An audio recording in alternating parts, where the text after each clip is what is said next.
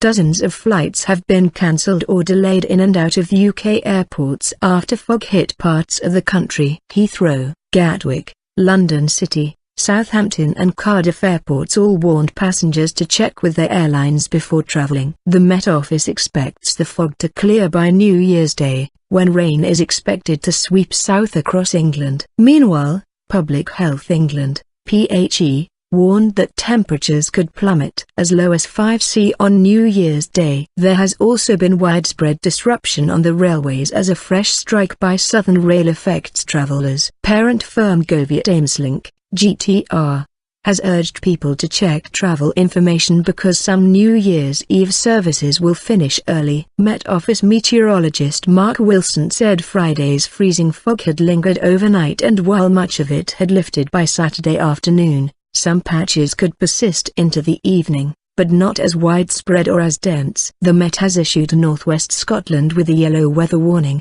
with heavy rain and gale-force winds expected to bring difficult driving conditions ahead of Hogmanay celebrations. Very heavy fog. A spokeswoman for Gatwick Airport, which cancelled 140 flights on Friday, said, "Unfortunately we are still experiencing very heavy fog across the southeast." She said a number of crew members had been displaced by Friday's cancellations, which may be contributing to the further delays. More than a dozen EasyJet flights were delayed for over an hour on Saturday morning. She added, British Airways passenger Alexander McNabb and his wife Sarah's flight from Belfast to Heathrow has been delayed by more than 24 hours. Mr. McNabb, who is due to spend New Year's Eve with family before flying home to Dubai, told the BBC his frustration was explosive. He said, "Our flight was cancelled and we were given an awful handwritten note with the wrong contact number on it, and a £5 compensation voucher.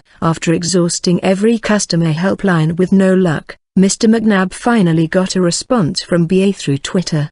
They told us to come back to the airport at 6 a.m. So we got up early. We checked in. Then it turns out there's a plane but no crew, and we've been delayed until 5:30 p.m. They gave us another £5 voucher for breakfast. We're checked in and trapped in." A spokesman for BA apologized for Mr. McNabb's delay, blaming Friday's fog for putting crews and aircraft out of position. Meanwhile, Highways England said the foggy conditions of recent days underlined the importance of driving to the conditions. 17 people were injured on Friday after a coach veered off a motorway slip road and overturned in heavy fog in Oxfordshire. A spokesman for Highways England said, "Fog can come very quickly, so it's important to leave plenty of space.